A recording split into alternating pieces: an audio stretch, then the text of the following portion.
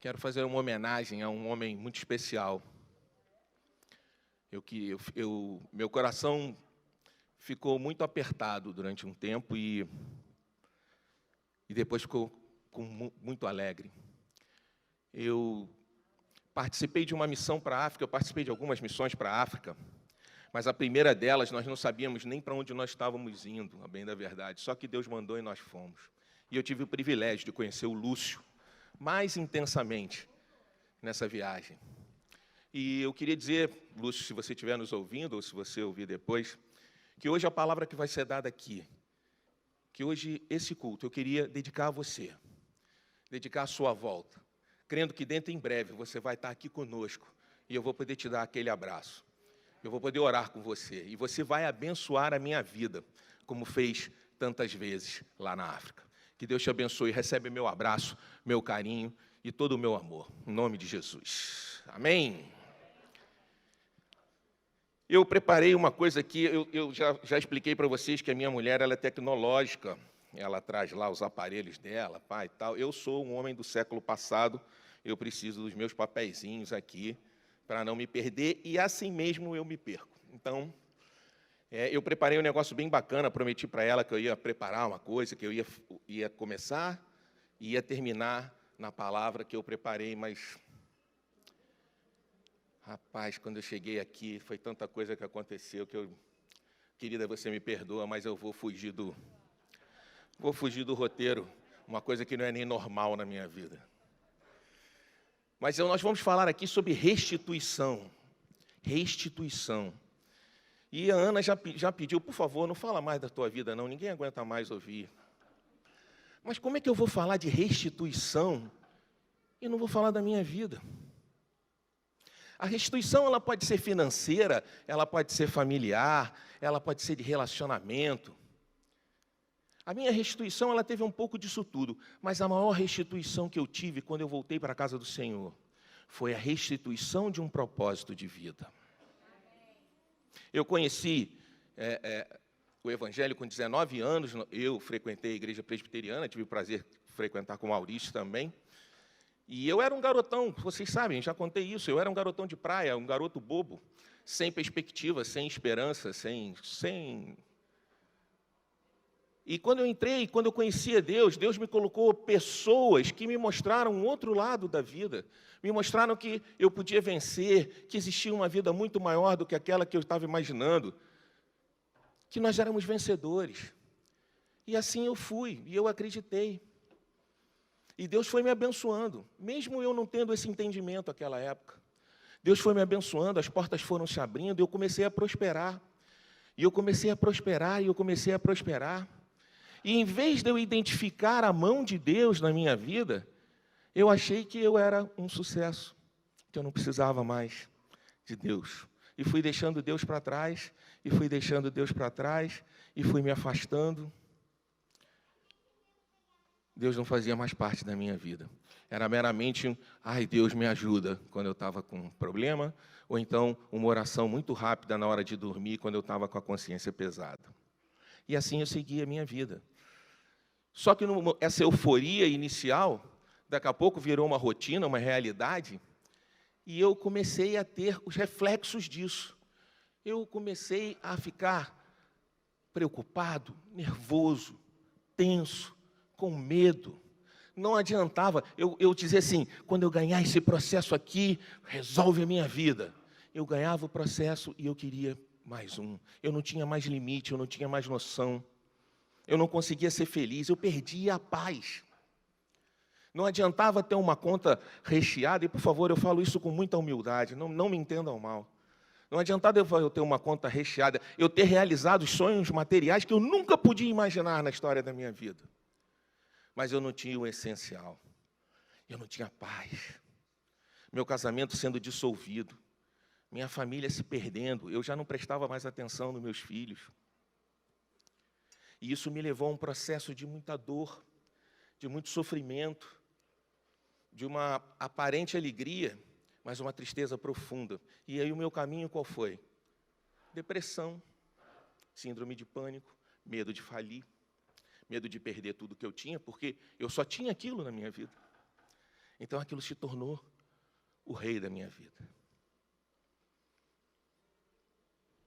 E isso só modificou quando o meu casamento estava no fim e a minha esposa fez um acordo comigo, um acordo que eu achei que eu estava levando vantagem. Cuidado com os acordos que vocês fazem com as esposas, queridos. Você nunca leva vantagem. Eu achei que eu estava levando uma vantagem tremenda. Eu só tinha que ir ao culto domingo com ela quando eu não estivesse viajando com o Flamengo. Falei, moleza, barbada, né? E eu ia ao culto, revoltado, contrariado, cheio de sono, botando apelido em todo mundo. O único que eu não botei foi no Bispo Francisco. Mas todo mundo tinha apelido. E eu não sei como a minha mulher aguentava aquilo. Mas ela era uma mulher de fé, ela sabia onde ela estava, o que ela estava fazendo. E aí, um belo dia, né? Eu cheguei no culto, e aí a palavra começou a tocar meu coração, começou a me envolver, e o Bispo Francisco, acho que estava combinado com a Ana Cláudia nesse dia, e o Bispo Francisco olha na minha direção, aquilo foi para mim, e fala assim, qual é o propósito da tua vida? Eu acho que um soco do Mike Tyson não ia me deixar tão atordoado como aquela frase, porque eu não tinha resposta. Qual era o propósito da minha vida? Eu não tinha um propósito na minha vida, eu tinha o propósito da vida que os outros disseram que era boa. E eu estava profundamente infeliz com essa vida. Eu tinha um propósito que diziam que fama, riqueza, poder te faria o homem mais feliz do mundo. Eu não era o homem mais rico, nem tinha tanto poder, mas eu tinha muito mais do que eu imaginava que um dia eu pudesse ter. E eu só tinha tristeza, angústia e depressão. E a partir desse dia, eu comecei a frequentar a igreja com outro espírito. Parei com os apelidos. E a vida foi seguindo. E eu comecei a frequentar o culto de quarta-feira. Era um culto de mulheres. Eu sentava na última fila para ninguém me ver. Mas eu estava precisando da palavra de Deus. E assim, para encurtar a história, Deus restituiu a minha fé. Deus restituiu o meu propósito de vida. Deus fez com que a minha vida passasse a ter um sentido. E é por isso que eu estou aqui hoje. Porque quando você recebe de Deus, você não pode guardar para você. Você tem que compartilhar. Você tem que dividir. Deus é um Deus de restituição. Não tenha dúvida disso. Mas nós precisamos cuidar do nosso coração. Hoje, a palavra que está sendo ministrada aqui, e o que eu vou falar da palavra de Deus aqui, não tem sentido nenhum se o seu coração, tanto de quem está aqui, quanto de você que está nos assistindo em casa, não estiver aberto para ouvir o que Deus tem para falar para você. Hoje, Deus tem uma palavra para a sua vida. Deus não te trouxe aqui à toa. Deus não te colocou aí nessa tela de televisão, de celular, meramente para você me ouvir falar. Até porque tem gente muito melhor do que eu aqui, que merece ser ouvida. Mas eu estou aqui para compartilhar com você o que Deus fez na minha vida. E para compartilhar com você o que Deus pode fazer na sua vida. Amém? E imbuído nesse sentido, nós estamos falando do milagre da restituição. E assim como Deus fez na minha vida, Ele pode fazer na sua vida também. Basta que você abra seu coração. Basta que você tenha disposição. Basta que você esteja interessado em encontrar um propósito real para a sua vida. E eu quero trazer para vocês aqui muito rapidamente, porque o meu tempo já está quase acabando, a minha mulher já me olhou 2 vezes. Eu quero trazer muito rapidamente para você 3 elementos, rapidinho, é rapidinho. 3 elementos para te ajudar nesse processo de restituição na sua vida. O primeiro elemento é a humildade. Humildade. A primeira coisa que nós precisamos quebrar na nossa vida é a soberba. Sabe, nós somos muito soberbos. Quando a gente consegue as coisas, a gente acha que é melhor que os outros. Né? Quando você consegue alguma vitória, você diz assim, pô, eu fui bom. E deixa de perceber a mão de Deus na sua vida. Muitas vezes você vê Deus fazendo que coisas aconteçam na sua vida de uma forma completamente louca, diferente, usa as pessoas improváveis. Eu não entendia isso, até que um dia eu parei para pensar e disse assim, se Deus não fizesse assim na minha vida, eu ia olhar e dizer assim, puxa vida, dei sorte. Puxa vida, eu sou bom mesmo, olha como eu consegui resolver isso. Então Deus às vezes tem que fazer com que as coisas aconteçam na nossa vida de forma doida, de forma completamente diferente, para você enxergar a mão de Deus na sua vida, amém? Porque é o Espírito Santo de Deus que faz todas as transformações, é o Espírito Santo de Deus que nos move. Então, sem humildade, não há liberdade, não há perdão. Eu quero ler para vocês um capítulo da Bíblia que me... A Bíblia ela tem muita palavra de humildade. A vida de Jesus é um exemplo total de humildade.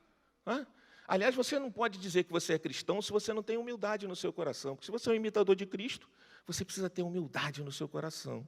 Mas tem um homem na Bíblia que ele me impacta tremendamente. Coloca para mim, por favor, Mateus 8, de 5 a 13. Por favor. Olha lá. Entrando Jesus em Cafarnaum, dirigiu-se a ele um centurião pedindo-lhe ajuda.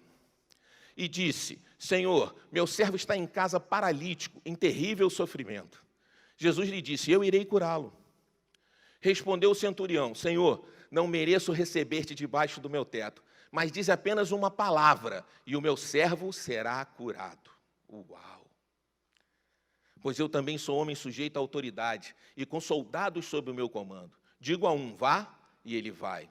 E a outro, venha, e ele vem. E digo a meu servo, faça isso, e ele faz. Ao ouvir isso, Jesus admirou-se e disse aos que o seguiam, digo a vocês a verdade, não encontrei em Israel ninguém com tamanha fé. Eu digo que muitos virão do Oriente e do Ocidente, e se sentarão à mesa com Abraão, Isaque e Jacó no reino dos céus. Mas os súditos do reino serão lançados para fora nas trevas, onde haverá choro e ranger de dentes. Amém, vamos terminar aqui. A realidade é que esse centurião, ele era romano. E ele era um homem de guerra, um centurião romano. Os romanos, eles eram tremendamente soberbos, eles se achavam melhor do que os outros, eles se achavam superiores, e naquela condição, eles eram os invasores daquela terra. Mas o que é sensacional nessa passagem é quando ele percebe a autoridade espiritual de Jesus. Quando ele chega na presença de Jesus, ele percebe a autoridade espiritual de Jesus. E mesmo sendo um homem de soberba, mesmo sendo um homem rude de batalha, a autoridade espiritual de Jesus faz com que ele se humilhe diante de Jesus e diga, se você disser uma só palavra, eu não sou digno que você vá à minha casa, mas se você disser só uma palavra, meu servo será curado. E Jesus, quando vê aquilo, se assombra e faz com que o milagre aconteça e a restituição de saúde na vida daquele paralítico seja entregue pela humildade e a fé daquele centurião romano. O milagre da restituição da saúde foi alcançado, porque o centurião, na presença de Cristo, abandonou todas as suas posturas, todos os seus cargos, toda a sua soberba, e se rendeu à autoridade espiritual de Jesus. Amém? O segundo tema, o segundo item, é a palavra de Deus. A palavra de Deus. É na palavra de Deus que nós encontramos a direção para a nossa vida. A palavra de Deus tem todas as respostas. A palavra de Deus, ela nos traz o alimento. A palavra de Deus faz com que nós tenhamos a condição de superar todas as nossas crises e as nossas necessidades. Ela traz resposta. Muitas vezes você diz assim, puxa, Deus não fala comigo. Mas você tem procurado a palavra de Deus? Você tem lido a Bíblia? Às vezes a gente fala, lê a Bíblia, lê a Bíblia, lê a Bíblia. Você precisa ler a Bíblia para você conhecer a palavra de Deus e ela se tornar a parte integrante do seu espírito, do seu coração, da sua vida cristã. E eu queria ler para vocês também 2 Timóteo 3, 16 e 17. Só o 16 e 17, por favor. E diz assim, toda a Escritura é inspirada por Deus e útil para o ensino, para a repreensão, para a correção e para a instrução na justiça, para que o homem de Deus seja apto e plenamente preparado para toda boa obra. Então a palavra de Deus, ela serve para te abençoar, mas ela serve para te corrigir também. E quantas vezes nós precisamos de correção? Quantas vezes eu precisei me corrigir para poder chegar hoje e ter a comunhão com Deus que eu tenho? E quantas vezes eu precisarei ser corrigido ainda, porque eu sou humano, eu sou falho? A palavra de Deus, ela traz tudo aquilo que nos falta. Tudo aquilo que nos falta. Se você precisa de uma resposta, se você precisa de uma estratégia, busque na palavra de Deus, porque ali está a verdadeira fonte da verdade. Mas na palavra de Deus também tem perdão, acolhimento, fugir do mal, dos vícios, dos pecados, da prostituição, dar o dízimo e as ofertas. Isso também faz parte da palavra de Deus. E você não pode ser meio cristão, nem ter a sua Bíblia particular, né? Não, eu acredito até aqui, isso aqui já não... A palavra de Deus é uma só. E quando Deus te dá uma palavra, Ele te dá uma semente. E a grande pergunta é, o que você tem feito com essa semente? Eu uma vez li que se você segura a semente que Deus te dá na mão, ou qualquer semente que te deem, e você segura ela na mão, essa semente apodrece e acaba. O que você tem feito com a semente que Deus tem te dado? Como você tem se colocado? A Bíblia não é um livro comum, mas é um livro de promessas de Deus. Você precisa priorizar a palavra de Deus. Olha o que diz Salmos 119, 105. A tua palavra é lâmpada que ilumina meus passos e luz que clareia meu caminho. Queridos, a palavra de Deus, ela é luz e clareia nossos passos, por quê? Porque com luz você tem um caminho reto, um caminho certo, você não tropeça, você não cai em buracos, você antecipa aquilo que pode te fazer mal. A escolha é sua, se você vai entrar no buraco ou não, mas você, com a palavra de Deus, você está enxergando o caminho. E no Salmo 119, 11, diz assim, guardei no coração a tua palavra, para não pecar contra ti. A palavra de Deus, queridos, nos afasta do pecado.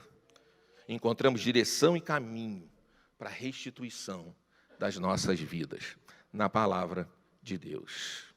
E o terceiro item, tão conhecido, tão pequenininho e tão gigante, é a nossa fé.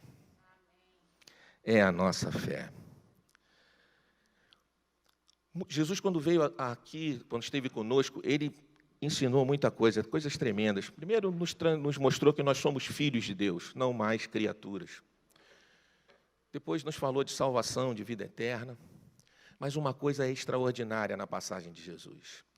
Ele mostra que a força da nossa fé é que move agora o mundo espiritual.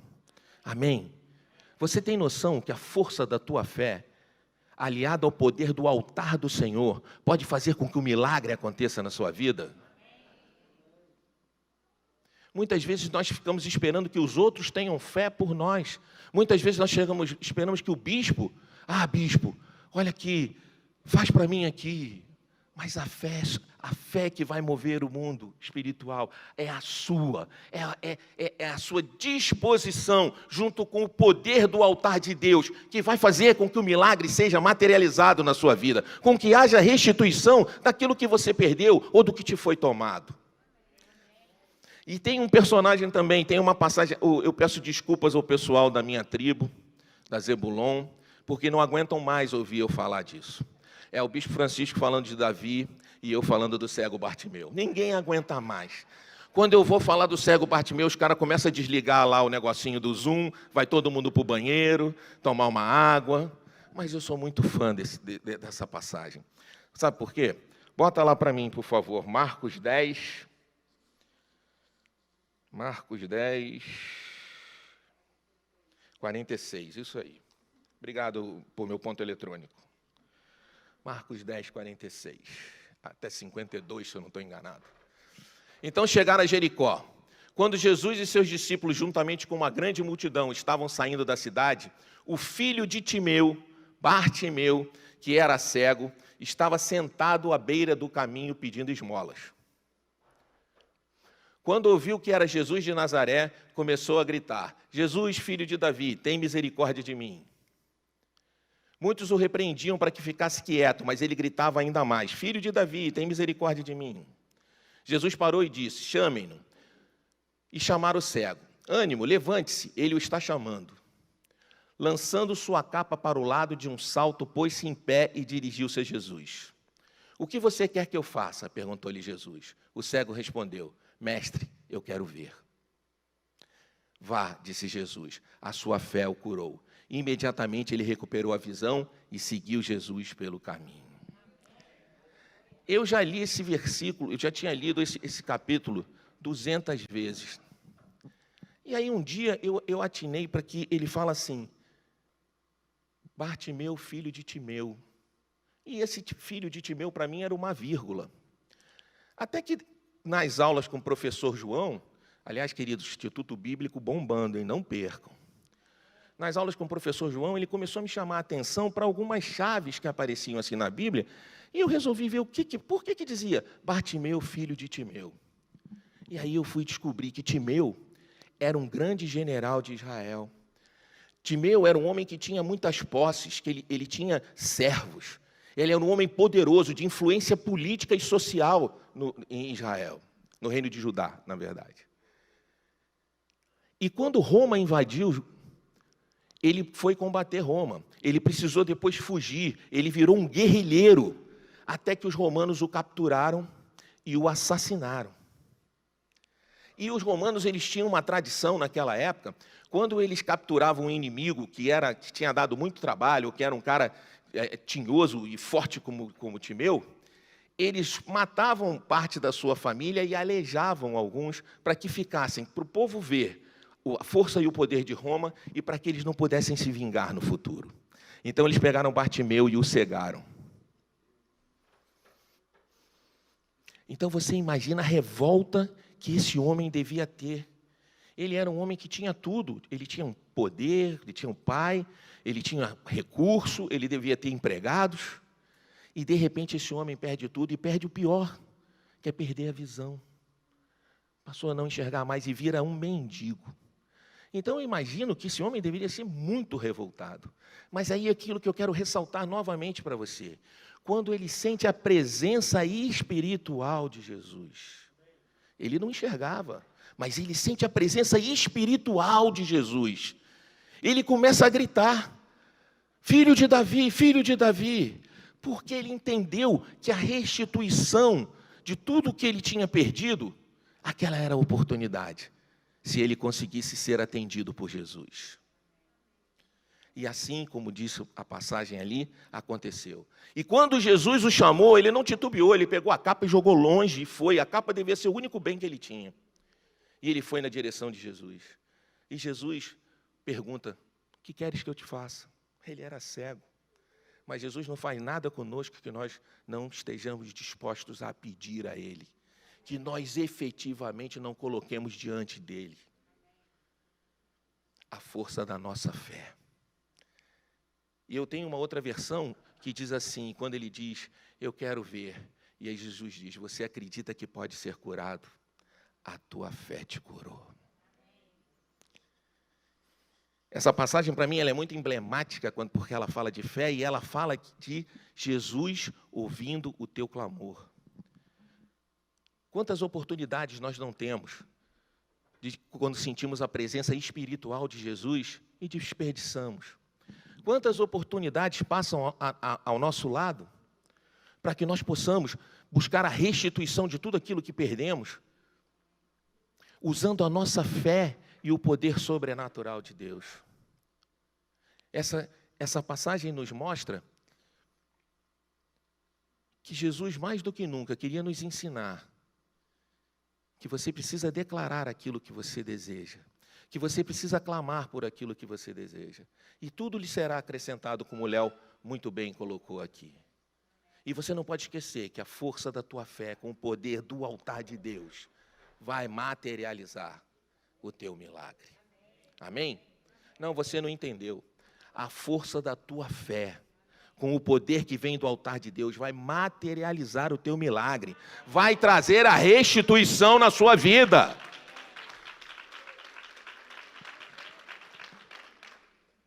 Então, queridos, com a humildade que nos faz retomarmos a nossa vida, a humildade que faz com que a gente reconheça nossos defeitos, nossas falhas, alimentados pela palavra de Deus e ciente de que a nossa fé, com o poder do altar do Senhor, vai fazer o milagre na nossa vida. Queridos, eu tenho certeza, vai haver restituição na sua vida. Vai haver restituição na sua vida. E milagre, eu aprendi aqui nessa igreja, que milagre não é um passe de mágica, não é um pozinho de pirlim-pim-pim que é jogado na sua vida. Milagre, ele é uma sucessão de atos de fé. E eu quero te convidar hoje, para que tenhamos uma oportunidade de começar o milagre nas nossas vidas. Amém? Então, com muita humildade agora, eu queria que você fechasse teus olhos e pedisse perdão a Deus dos teus pecados, dos teus excessos, das tuas omissões, daquilo que você tem negligenciado na sua vida espiritual. Esse momento é muito especial, é seu com Deus. Peça perdão agora, peça perdão, se arrependa, seja humilde na presença do Senhor.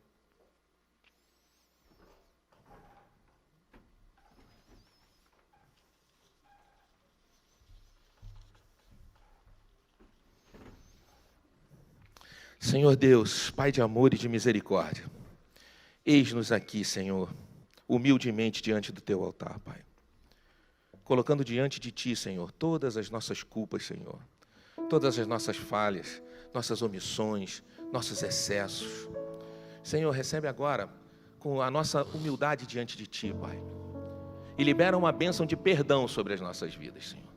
Na autoridade do nome de Jesus, que todo aquele que teve a coragem agora de colocar diante de Ti tudo que precisa ser retirado da sua alma, do seu espírito, tudo que precisa ter uma nova oportunidade, Senhor, que agora, na autoridade do nome de Jesus, haja perdão sobre a vida de cada um, sobre a vida de cada um que se colocou diante do Teu altar nesse momento, em nome de Jesus. Amém. Amém. E nesse espírito, agora que nós estamos com o coração limpo, com a nossa alma tranquila, que tiramos o peso, tiramos o lixo que tanto nos atrapalha, eu quero te convidar para um momento de fé agora. Não um momento religioso, mas um momento espiritual. Creia, você que está em casa, a presença do Espírito Santo, ela é clara na sua casa nesse momento. A presença do Espírito Santo, ela está aqui nesse lugar. É o Espírito Santo que faz tudo nas nossas vidas, é o Espírito Santo que dá a grande guinada, é o Espírito Santo que traz a restituição. Então nós vamos orar agora. Você vai dizer para Jesus, Jesus vai estar diante de você e você vai dizer assim, e Jesus vai perguntar para você: o que queres que eu te faça? Tenha coragem agora de dizer para Jesus: o que queres que eu te faça? E nós vamos orar. Fale agora, seja ousado, seja ousado. É hora de você exercer a sua fé com o poder que vem do altar do Senhor.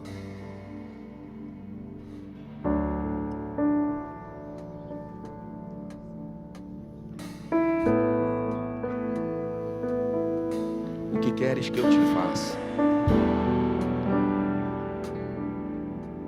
O que queres que eu te faça? Esse é o seu momento. Essa é a sua oportunidade. Sinta a presença espiritual de Jesus na sua vida, a autoridade espiritual de Jesus, nesse momento.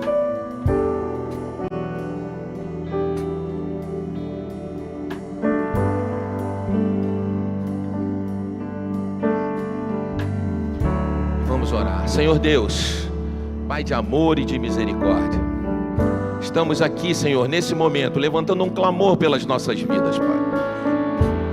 Declarando a Ti, Senhor, o que precisamos que seja restituído nas nossas vidas, Pai. Oh Pai, nós cremos, confiamos em Ti, Senhor. Cremos no poder do Espírito Santo de Deus. E com toda a humildade reconhecemos que só o Senhor pode trazer a restituição de tudo aquilo que perdemos ou nos foi tomado. Abençoa agora, Senhor, nossas vidas, Senhor. Pai, que haja uma unção nova sobre cada um que está aqui agora, sobre cada um que está nos assistindo nesse momento, Senhor. Que venha um óleo novo direto do Teu altar. Que as portas dos céus estejam sendo abertas nesse momento e as bênçãos que já estão separadas sendo liberadas, Senhor. Aquilo que foi declarado a Ti agora, que seja concedido na autoridade do nome de Jesus. E é na autoridade do nome de Jesus, nome que cura, nome que faz milagre, nome que ressuscita dos mortos, nome que expulsa demônios. Eu te abençoo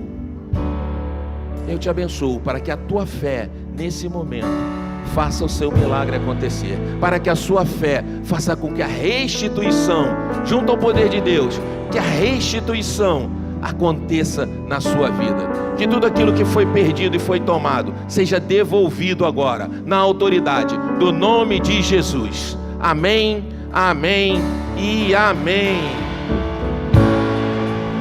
Queridos, nós estamos num momento de crise, nós estamos vivendo um momento de crise. Eu particularmente, essa semana tive uma semana passada, o início dessa semana, tive uma semana muito difícil. Mas eu sempre falo para minha esposa: querida, nós temos tudo o que nós precisamos. Nós temos a Deus em um ao outro.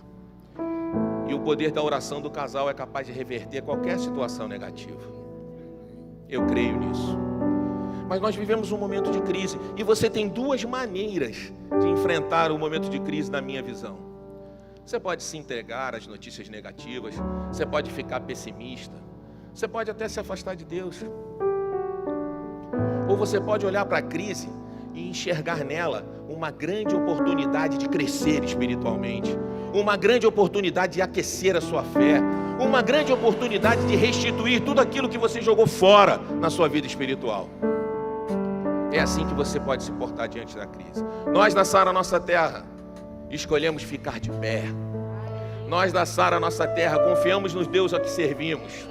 Decidimos que estamos de pé e vamos lutar para que essa crise faça com que cresçamos, faça com que estejamos preparados para acolher as outras pessoas que estão aí fora e que não têm a quem recorrer nesse momento de crise.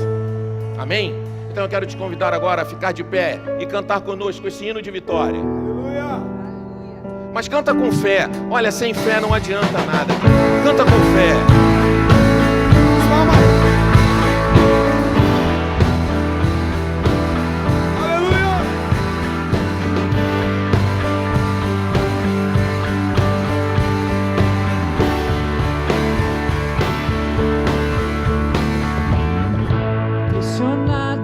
Mas não desanimados, perplexos. Acende a luz, acende a luz. Estamos de pé. Estamos de pé. Perseguidos, mas não abandonados. Abatidos, mas não destruídos. Estamos de pé. Estamos de pé. Caminhamos pelo que vemos e o que nos move é o que nós vemos. Nação Santa, somos a igreja. Somos a igreja de Cristo. Estamos de pé. Perseguidos, mas não abandonados. Abatidos, mas não destruídos. Estamos de pé. Não caminhamos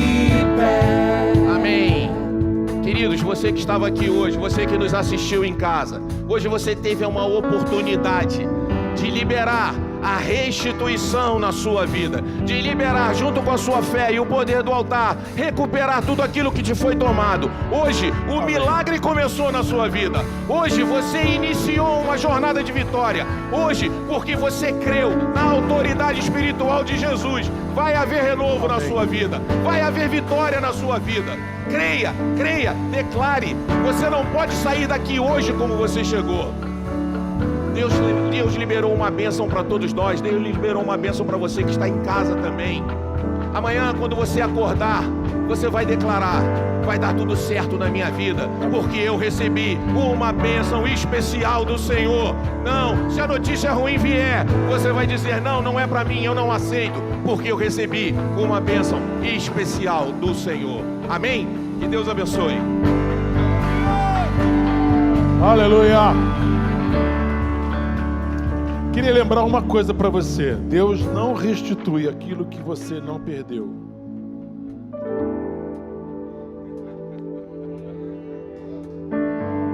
Deus não restitui aquilo que você não perdeu. Eu acho incrível como a gente fala umas coisas óbvias aqui, né? Estudei muito para isso, estudei muito. Deus só restitui aquilo que você perdeu. Então tem coisas na tua vida que você tem que abrir mão e dizer: perdi, para que então Deus possa restituir. E todas essas palavras que você ouviu aqui, principalmente a de hoje, que fala de humildade, fala da palavra, fala da fé, mostra que a restituição sempre é multiplicada às vezes. Aquilo que você perdeu volta multiplicado às vezes. Você perdeu? Mas perdeu mesmo? Abriu mão? Então te prepara, porque o Senhor vai restituir. Pela fé, pela fé, pela fé, pela fé, fé, o Senhor vai me restituir muitas vezes mais, em nome de Jesus. Guarda teu coração. Eu estou ansioso para que julho comece. Julho começa, quinta-feira julho começa, né? Já passou metade do ano, gente. Meu Deus, já passou metade do ano, papai. Agora vem mais 6 meses. E esse mês de julho nós estudamos um assunto incrível chamado plenitude. Mês de julho é plenitude nas terça-feiras. Nós vamos estar buscando essa plenitude, ser pleno, ser completo, ser cheio, né? E nós vamos estar recebendo uma unção dobrada do Espírito Santo de Deus. Não perca, esteja conosco. Que seja um mês de oração, um mês de busca e um mês de receber as bênçãos dobradas que o Senhor tem para nós, em nome de Jesus. Posso orar com você? Posso orar com você? Que a graça do nosso Senhor e Salvador Jesus Cristo, o amor de Deus Pai, a unção e a consolação do Espírito Santo seja sobre cada um de vós. Essa semana você vai ter muita paz no coração, incrível, paz com Deus, paz de Deus e paz com os homens. Paz é muito importante. Essa semana você está invisível aos teus inimigos, seja eles quais forem, não importa. Podem ser espirituais, emocionais, naturais, financeiros. Você está invisível porque você está coberto pelo sangue de Jesus. Essa igreja ora por você. Essa igreja ora pela sua família, pelo seu trabalho, pela sua vida. Essa semana, porque você tem semeado na presença do Senhor, Ele vai te dar uma colheita. Não escutei não, gente. Como é que vai ser a sua colheita? Eu te abençoo, eu te abençoo, eu te abençoo, eu te abençoo, eu te abençoo, eu te abençoo, eu te abençoo, eu te abençoo em nome de Jesus. Amém. Domingo que vem, pela manhã, quem vai estar pregando aqui é a minha querida Bispa Ana Maria. Estaremos juntos aqui pela manhã e creia, Deus tem uma bênção para a sua vida. Todo dia às 8h30 da manhã no Instagram Sara Recreio, nós temos uma palavra para a tua vida e para a tua vida e para a tua família. Um beijo no coração, Deus te abençoe.